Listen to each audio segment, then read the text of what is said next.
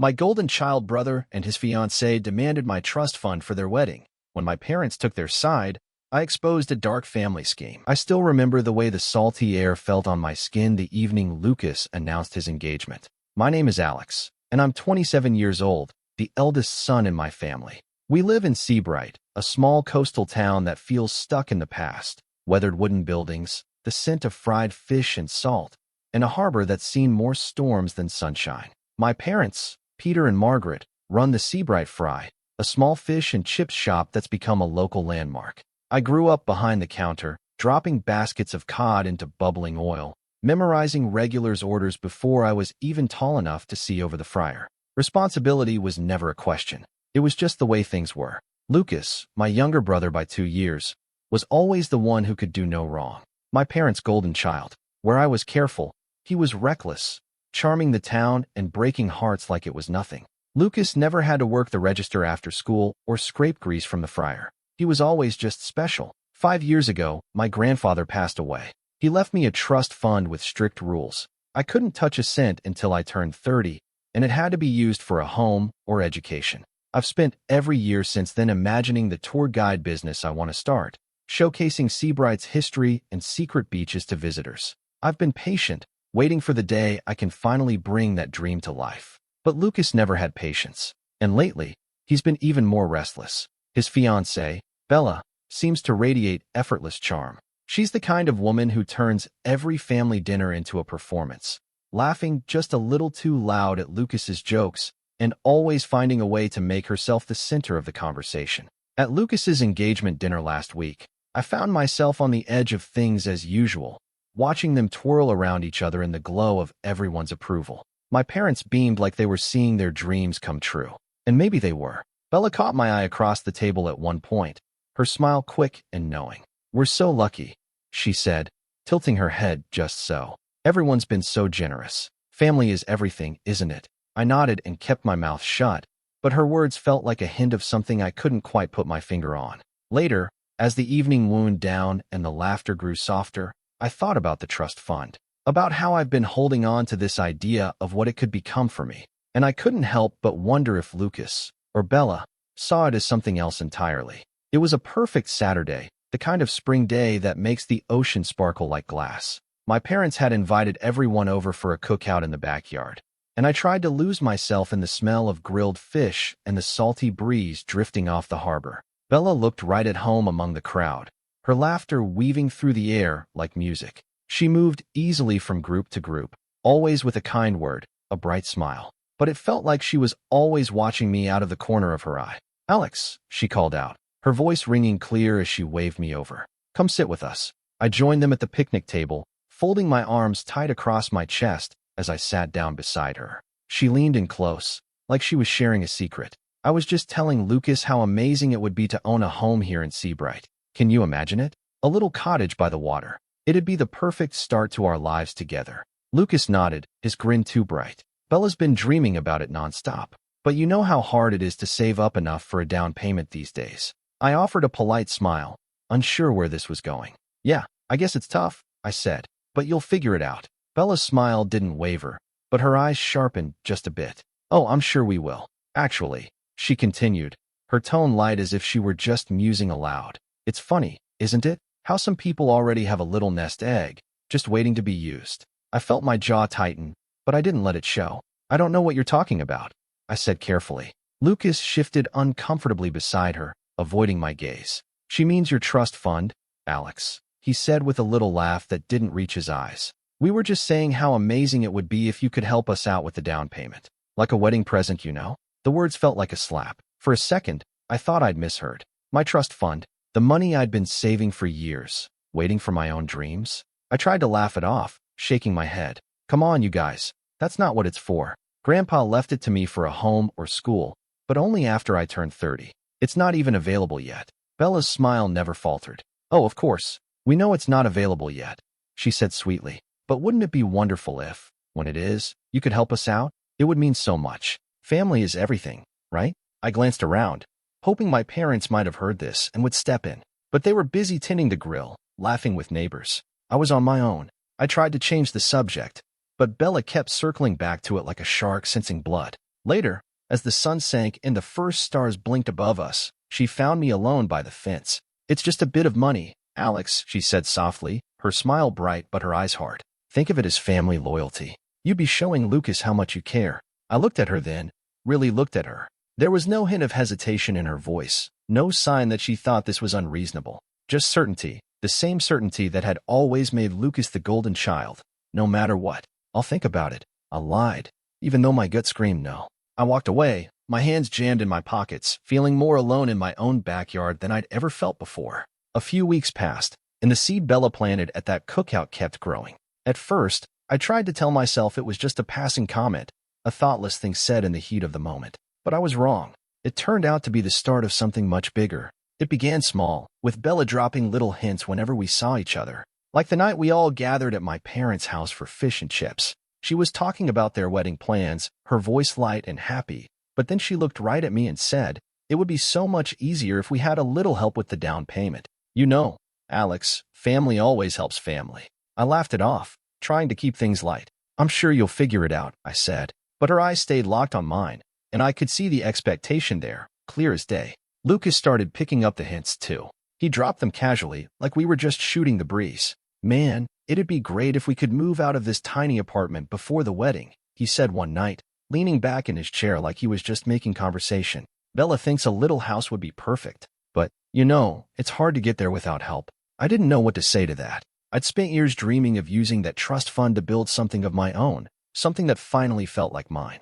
The idea of just handing it over, it felt like tearing off a piece of myself. I tried to talk to my parents about it. One night, after everyone had left, I sat them down at the kitchen table. "Mom, Dad, it's getting weird," I said. "They keep talking about the trust fund like it's theirs to spend. It's making me really uncomfortable." My mom just smiled a little, tucking a stray hair behind her ear. "Oh, Alex, you know Bella's just trying to fit in. She wants to be part of the family. She's just excited about the wedding," my dad said, shrugging like it was no big deal. "Don't take it so personally." I clenched my jaw, trying to keep my voice calm.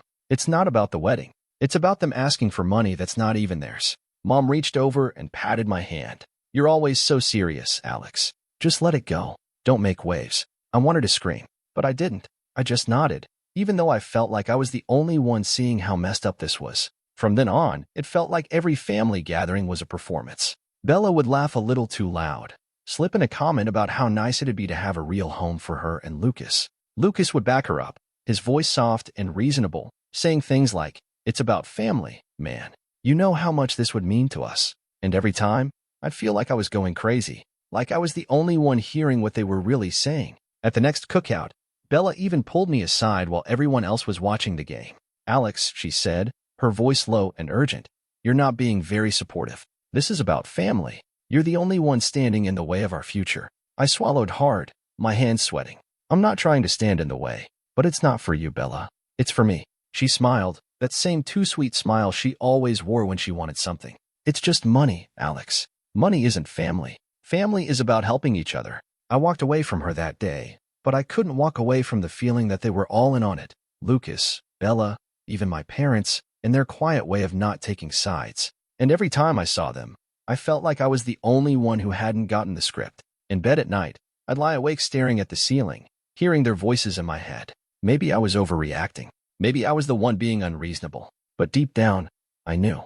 This wasn't about family. This was about them wanting something that wasn't theirs and expecting me to give it up without a fight. The day it all boiled over was another sunny Saturday. My parents had called a family dinner, saying we hadn't all been together in a while. I almost didn't go. I knew how these nights went. Good food, forced smiles, and always that same undercurrent of pressure. But I showed up, telling myself maybe it'd be different this time. It wasn't. Dinner started out normal enough. My mom served her famous clam chowder, Lucas cracked jokes about the local fishermen, and Bella flashed that bright, charming smile at everyone around the table. But even as we talked about the wedding and how everything was coming together beautifully, I felt it coming, like a storm brewing just offshore. Halfway through the meal, Bella put down her spoon and looked straight at me. "Alex," she said, her tone deceptively sweet, "we've been talking, and we really need to know if you're going to help us out with the house." I froze, the spoon clattering back into my bowl. "Bella," I said quietly, "I already told you. That money isn't for anyone else. It's my trust fund, for my future. Lucas leaned forward, his face serious for once. Alex, come on. You know how much this means to us. It's not about money. It's about building a family, a future. I looked between them, my stomach twisting. It's not even accessible yet, I said, my voice shaking a little. And when it is, I've got plans for it. My own plans. Bella's smile dropped, just like that. Plans? Alex, it's just sitting there. Meanwhile, we're trying to build something real, together. Don't you care about family? I felt my jaw clench. Of course I care about family, but that doesn't mean I owe you my future. She didn't even blink. You're being selfish, Alex, she said, her voice turning sharp. This isn't about you anymore. This is about us. About what we need. I looked over at my parents, searching their faces for backup. But my dad just shifted uncomfortably in his chair, and my mom reached out like she was going to take my hand, but stopped halfway, her fingers hovering over the table. Alex, my mom said softly, it's not about taking anything from you.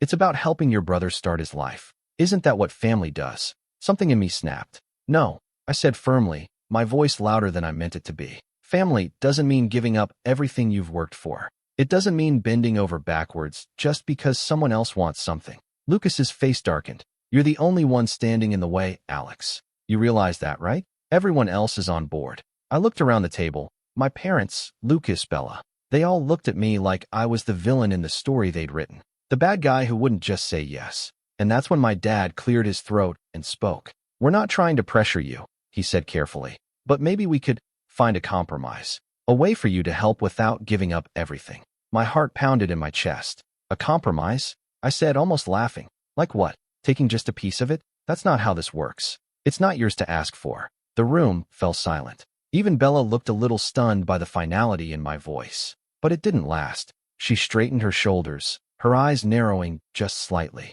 Well, she said slowly, if that's how you feel, then I guess you're making your choice very clear. Lucas gave a tight, humorless smile. Yeah, you're making it clear you don't care about us. For a moment, I thought maybe my mom would finally step in, but she just looked down at her plate, her shoulders slumping. Alex, she said softly, please don't make this harder than it has to be. I stood up, the chair scraping against the floor. I'm not the one making it hard, I said, my voice steady now. You're asking me to give up something that was never yours to take. I walked out of that dinner feeling like the ground had dropped out from under me. The night air was cold against my face as I stepped outside, but inside, I felt like I was burning.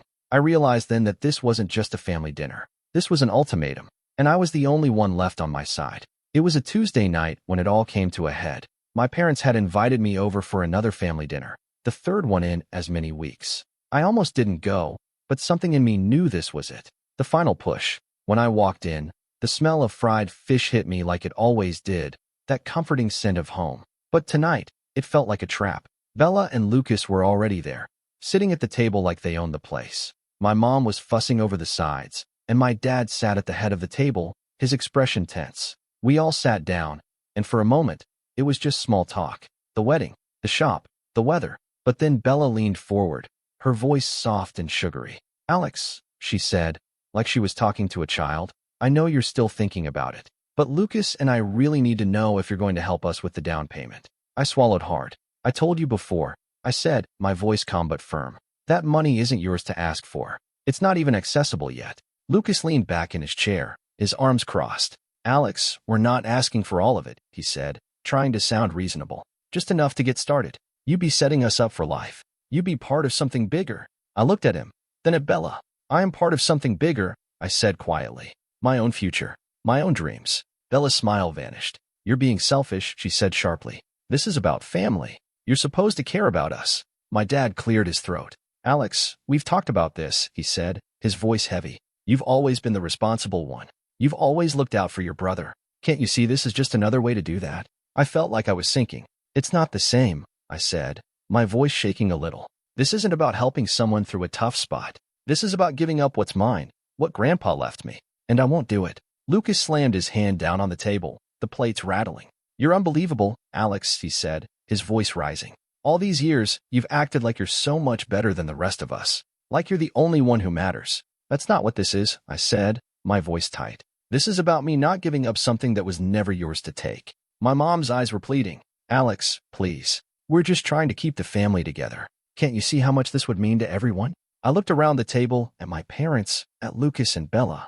I realized in that moment that they would never see it. They would never understand. Because to them, I'd always be the one who said yes, the one who gave in. But not tonight. I took a deep breath, my hands shaking under the table. No, I said, my voice firm. I'm not doing it. I'm not giving up my future because you all think you're entitled to it. For a moment, no one said anything. The silence was thick, suffocating. Then Bella stood up, her chair scraping loudly against the floor. Fine, she said coldly. If that's how you want it, then don't expect us to come crawling back when you realize you've turned your back on your own family. Lucas just stared at me, his jaw tight. I hope you're happy, he said quietly, because you're going to regret this. I stood up too, my legs shaky but my resolve solid. Maybe, I said, but I'd rather regret standing up for myself than spend the rest of my life wondering why I didn't. I walked out of that dinner with my heart pounding in my chest.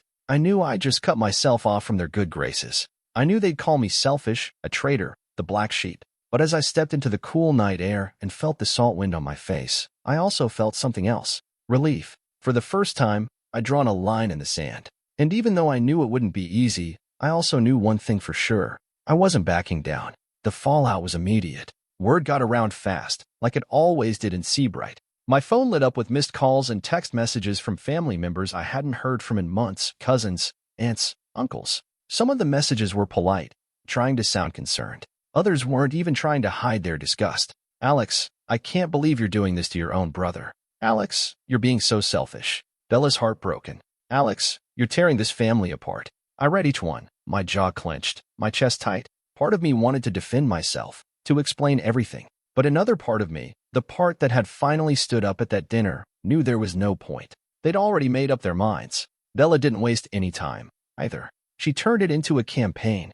Her sad, wounded look at family events, the way she spoke just loud enough for me to hear. I just don't know what we did wrong, she'd say, her voice trembling. We thought family meant looking out for each other. I started noticing it at gatherings, the looks people gave me. Like I was the one who had broken something sacred. Like I was the villain in Bella's carefully crafted story. Even my parents got caught up in it. My mom started leaving voicemails, her voice trembling with emotion. Alex, you're my son.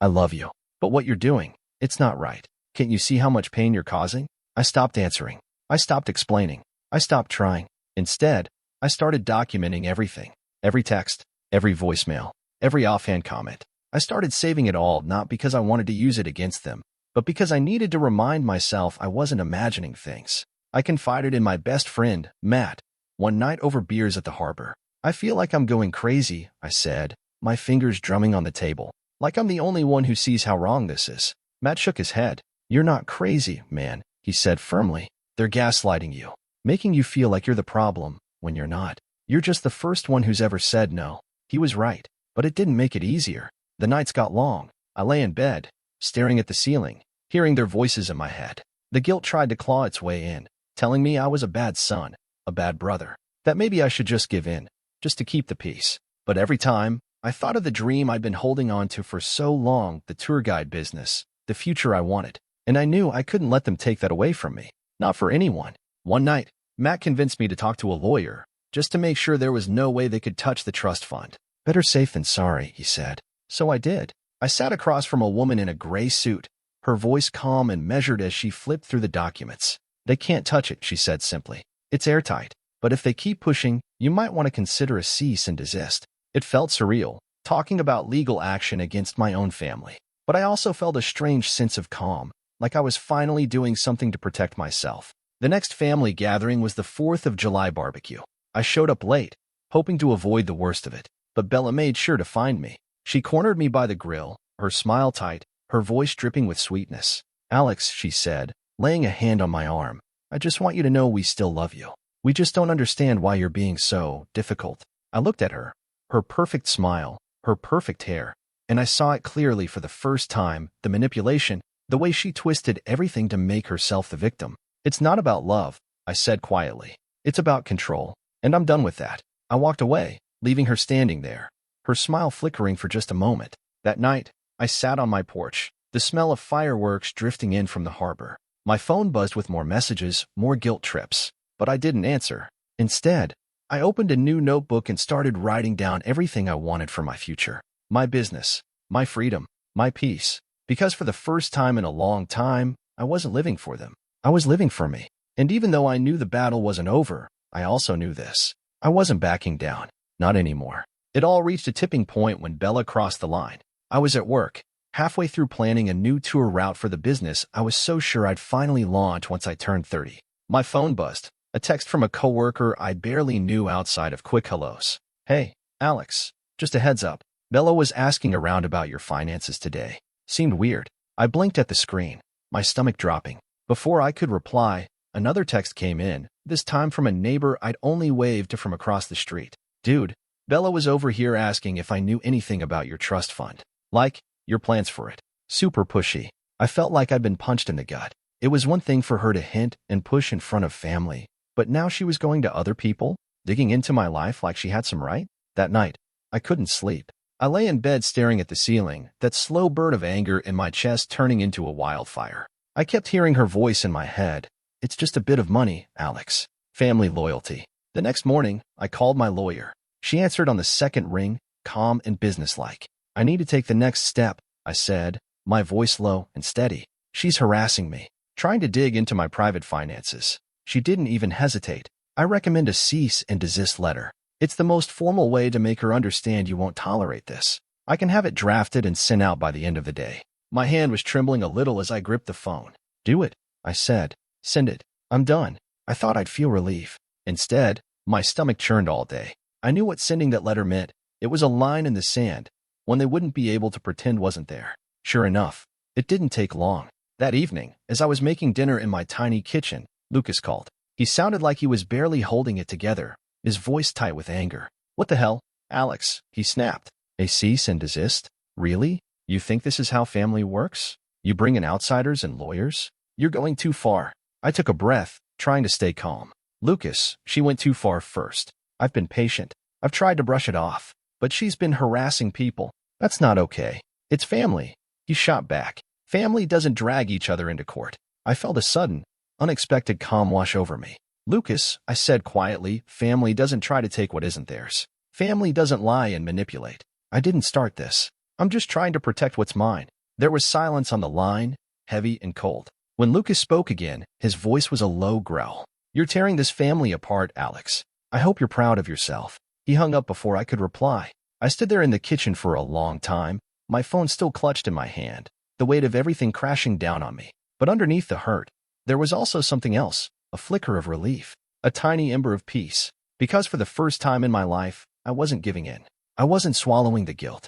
I wasn't going to let them decide who I was or what I owed them. The next day, my lawyer emailed me a copy of the letter she'd sent to Bella. Seeing it in black and white, the official language, the demand for her to stop her invasive questions and manipulation, felt like a shield. Bella never replied directly, but I knew she got it, and I knew she wouldn't stop, not really. But now, I had proof, and I had resolve. I went for a long walk that evening, down to the pier where the fishing boats bobbed under the moonlight. I breathed in the salt air, the quiet lapping of the waves. For the first time in months, I felt like I could finally see what lay beyond the storm. My dream, my future, my life, no longer up for grabs, no longer a family prize. Let them rage. Let them twist the story however they wanted. I was done playing along. This was my stand, and I wasn't backing down. It was a Saturday morning when everything changed. I woke up to my phone buzzing, a group chat notification from the family group text that I usually avoided. I blinked at the screen, bleary-eyed, then read the first message. It was from Lucas. Bella, I can't believe this. I can't believe you did this. For a second, I thought it was a mistake. But then the next message popped up, a long string of screenshots, one after another, flooding the chat. My heart started racing as I scrolled through them. It was Bella, in her own words, private messages she'd sent to a friend, boasting about how she was going to wear Alex down, how she knew my parents would guilt-trip him into giving up the money, how she'd make sure everyone saw me as the bad guy if I didn't cave. My breath caught in my throat. I read the messages twice, then 3 times, just to be sure I wasn't imagining them. Lucas's messages kept coming, raw and disbelieving. You manipulated all of us. You lied to me. You turned my own family against Alex. I sat on the edge of my bed, the phone cold in my hand, my fingers numb. For months, I've been telling myself I wasn't crazy, that there was something wrong in how she twisted every conversation, every moment. Now I had proof. My cousin Becca was the first to reply. Jesus, Bella, this is messed up. Alex, I'm so sorry. I had no idea. Then another cousin. Then an uncle. Suddenly, the silence that had surrounded me for months cracked wide open. I got up and paced my tiny apartment, feeling my pulse race. My parents hadn't replied yet, and that told me everything I needed to know. Finally, my phone rang. It was my cousin Greg, always the one to tell me the truth even when it hurt. "Alex," he said, his voice low. "I can't believe it. Bella's been playing all of us. I never saw it before, but now it's all right there. I just wanted you to know I've got your back." I nodded, even though he couldn't see me. "Thanks," I said quietly. A couple of hours later, Lucas called. His voice was hollow, shaking. "Alex, man, I'm sorry," he said. "I didn't know. I swear to God, I didn't know what she was doing. I thought you were just being difficult. I thought you were the one tearing the family apart." I closed my eyes, feeling the ache in my chest. "It's okay," I said, even though part of me wanted to scream that it wasn't okay. "You didn't know, but now you do."